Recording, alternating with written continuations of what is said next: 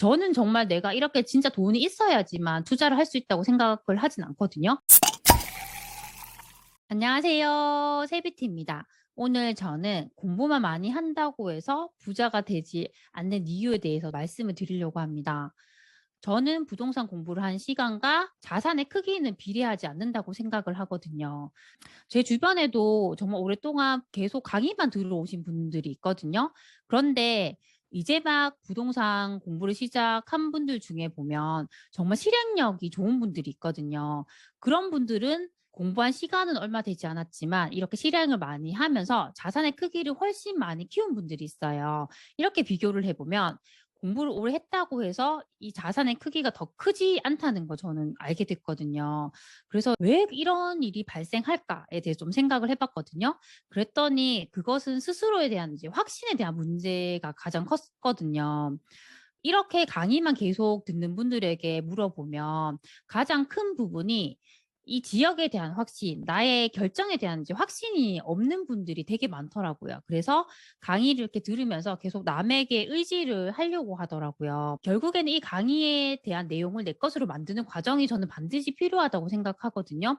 그 과정이 없기 때문에 계속 이렇게 반복적으로 강의를 듣는다고 저는 생각을 해요. 그래서 오늘은 이렇게 강의의 내용을 정말 내 것으로 만들 수 있는 그 방법에 대해서 좀 더 구체적으로 말씀을 드리려고 하거든요. 저는 그 가장 좋은 방법이 모의 투자라고 생각을 하거든요. 보통 사람들은 내가 투자금이 있어야지 실행을 할 수 있고 그렇게 실행을 하면서 내 투자 실력을 키울 수 있다고 생각을 하더라고요. 그런데 이 모의 투자라는 것은 투자금이 없어도 할 수가 있거든요. 그 계약 직전까지만 내가 딱 해보는 거예요. 이렇게 사이클을 보면 정말 내가 투자금을 가지고 실행하는 것과 거의 비슷한 사이클을 겪을 수가 있거든요. 저는 이 방법이 정말 내 투자 실력을 단기간에 빨리 이렇게 향상시킬 수 있는 방법이라고 정말 생각을 하거든요. 저 같은 경우에도 이렇게 제가 투자를 해놓고 투자금이 떨어지면 저는 절대 가만히 있지 않거든요. 항상 현장을 다니고 이렇게 모의 투자를 계속 해보고 있어요. 이렇게 하면서 제가 느낀 게 진짜 제 투자 실력이 월등하게 점점 향상되는 걸 저는 느끼고 있거든요. 그래서 오늘은 이 모의 투자를 하는 방법에 대해서 좀 더 구체적으로 좀 말씀을 드리려고 합니다. 우선 첫 번째는 우리가 항상 강조를 하듯이 저평가 지역을 잘 찾으셔야 합니다. 저평가 지역을 찾는 방법은 제가 다른 영상에서도 많이 말씀을 드렸는데요. 10년간의 매매 지수의 흐름을 보고 그 지역의 미분양과 입주 물량 그리고 최근의 청약 경쟁률까지 같이 보면서 가장 저평가된 지역을 찾을 수가 있거든요. 그런데 이렇게 저평가 지역을 찾는 게 힘들다고 하면 내가 현재 살고 있는 지역이나 내가 잘 알고 있는 인근 지역으로 우선적으로 선택을 하셔도 되거든요. 어차피 이게 실제 내 돈이 투입되는 게 아니라 모의 투자이기 때문에 이렇게 아는 지역으로 한번 해보고 그 다음에 자신감이 생기면 정말 저평가 지역을 계속 찾아보면서 다른 지역으로 이렇게 확대를 시켜 나가시면 되거든요. 그리고 두 번째로 이렇게 저평가 지역을 찾게 되셨을 때는 그 지역의 입지를 잘 분석할 수가 있어야 되거든요. 입지를 분석할 때 가장 중요한 것은 가장 1등인 대장 아파트를 찾을 수가 있어야 돼요. 근데 대장 아파트라는 것은 가장 쉽게 찾는 방법은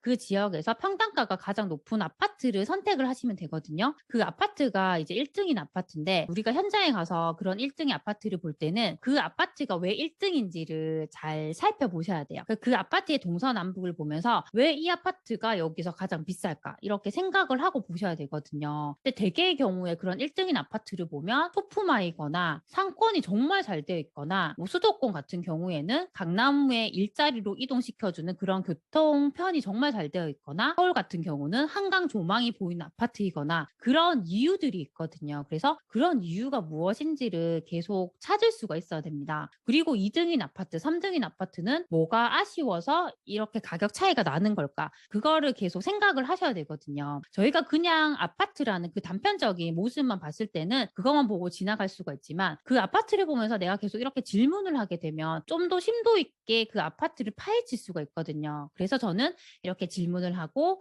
답을 하는 이런 과정이 정말 중요하다고 생각을 하고 그걸 하면서 내 투자의 기준이 이제 점점 확실해져 간다고 저는 생각을 하거든요. 그리고 이렇게 대장인 아파트를 분석을 했다면 그 다음에 할 것이 이 지역의 과거, 현재, 미래를 살펴볼 수 있어야 되거든요. 근데 이것을 가장 잘 알 수 있는 곳이 나무 위키라는 사이트거든요. 그 사이트에 들어가서 그 지역명과 동을 이렇게 치게 되면 그곳의 과거와 현재에 대한 그런 내용들이 정말 자세하게 나와 있거든요. 예전에 제가 광주 남구의 봉선동에 대해서 나무위키에서 검색을 해 봤었거든요.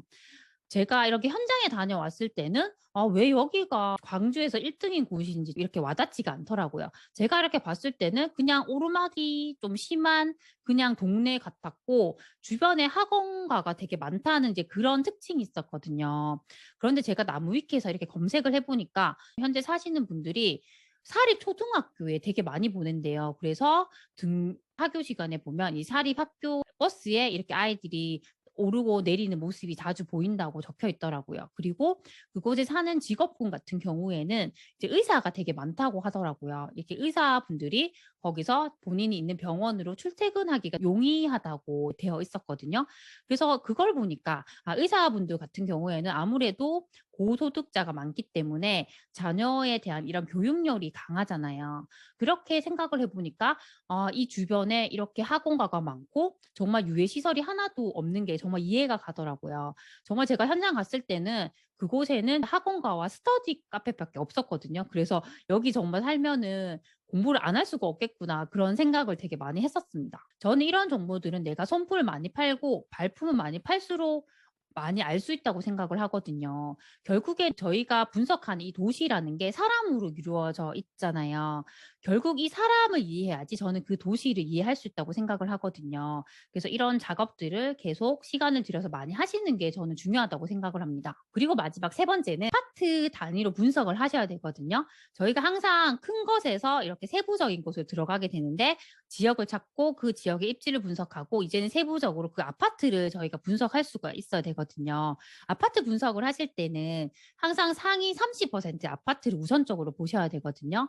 그 이유는 이 상위 30% 아파트가 가장 그 지역에서는 수요가 집중이 되는 곳이기 때문에 나중에 이 지역의 상승장이 제대로 와서 오를 때도 이런 아파트가 가장 많이 오르게 되거든요. 근데 어떤 분들 같은 경우는 상승장인데 아무 곳이나 사면 되지 뭘 이렇게 분석을 하냐 이렇게 말을 하는 분도 있더라고요. 그런데 그분은 정말 잘못 생각하시는 거거든요. 왜냐하면 우리가 이렇게 저평가 지역에서 유망 투자처를 찾는 이유는 우리가 같은 투자금을 이렇게 투입을 하더라도 가장 많이 오를 수 있는 곳을 찾기 위해서 저희가 이 작업을 하는 거거든요. 그래서 저희가 이렇게 상위 30%의 아파트를 줄을 세워 보면 그 1 년간의 상승률을 봤을 때 정말 비슷한 입지인데도 상승률이 다른 곳들이 있거든요. 그러면 저희는 이 평당가는 높은데 상대적으로 상승률이 낮은 단지를 우선적으로 추려내야 하거든요. 그런데 여기서 가장 중요한 게 어떤 분들은 가장 상승률이 적은 곳이 가장 유망한 투자처라고 또 생각을 하시더라고요. 그런데 그것도 잘못된 생각이시거든요. 상승률이 낮다고만 해서 좋은 게 아니라 이게 입지가 좋은데 상승률이 낮아야 돼요. 그래서 저희가 평당가라는 것 안에는 입지가 같이 반영이 된다고 했잖아요. 그래서 평당가는 높은데 상대적으로 그 안에서 상승률이 낮은 것들이 있거든요. 그래서 그걸 저희가 찾아낼 수가 있어야 되거든요. 그 단지들을 나의 관심 단지로 정리를 하셔야 합니다. 그 단지들을 관심 단지로 정리를 하시고 이제 그 단지들만 집중해서 또 분석을 하셔야 됩니다. 그리고 분석을 하실 때 중요한 건 미래 시세를 내가 예상을 해보는 게 중요하거든요. 근데 미래 시세라는 게 저희가 정확하게 이렇게 예상을 할 수는 없거든요. 하지만 최대한 보수적으로 이 아파트가 대장 아파트와 비교해서 얼마 정도까지 상승하겠다. 이 정도는 저희가 판단할 수는 있어요. 근데 그걸 판단하기 위해서는 정말 대장 아파트와 다른 아파트들을 계속 많이 비교를 해봐야지 그런 걸 할 수가 있거든요. 그래서 최대한으로 대장 아파트와 다른 아파트들을 비교 분석하는 작업을 많이 하셔야지 저는 이 미래 시세를 예측할 수가 있다고 생각을 합니다. 그리고 이렇게 미래 시세를 예측을 하게 되면 같은 입지라고 하더라도 아직 상승을 많이 안 했기 때문에 더 많이 오를 수 있는 단지를 찾을 수가 있거든요. 그래서 아파트 분석을 하는 작업이 저는 정말 중요하다고 생각을 합니다. 그리고 이렇게 내가 미래 시세까지 예측을 해서 정말 가장 저평가되어 있고 가장 유망한 단지 하나를 찾았다고 하면 그때는 네이버 부동산으로 가셔야 합니다. 그 네이버 부동산에 나와 있는 그 매물의 가격을 전수조사를 하셔야 합니다. 전수조사를 하실 때 저는 정말 커다란 스케치북에 그 단지에 나와 있는 매물을 다 적거든요. 그렇게 다 적게 되면 상대적으로 더 조건은 좋은데 소가가 더 낮게 나온 단지를 찾을 수가 있어요. 실제로 제가 이게 투자를 할 때 저는 정말 상대적으로 더 좋은 조건인데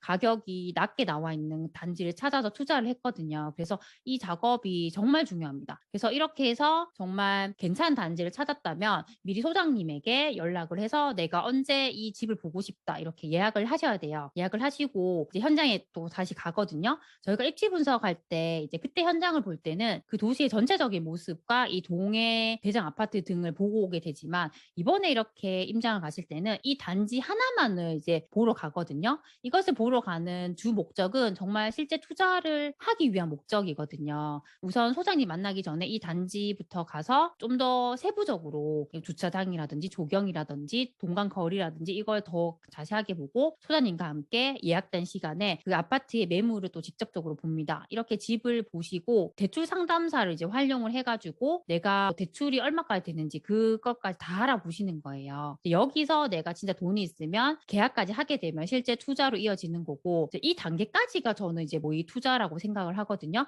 그래서 이 단계까지 계속 반복적으로 해보시면 이게 진짜 나의 투자 실력을 키울 수 있다고 생각을 하거든요. 그리고 이렇게 모의 투자를 해보시고 나중에 시간이 지나서 내가 모의 투자를 했던 이 단지가 얼마나 상승했는지 그걸 복기를 해보시는 거예요. 그렇게 하면 정말 내가 생각했던 게 맞았다면 거기에 대한 자신감이 또 생기거든요. 저는 정말 내가 이렇게 진짜 돈이 있어야지만 투자를 할 수 있다고 생각을 하진 않거든요.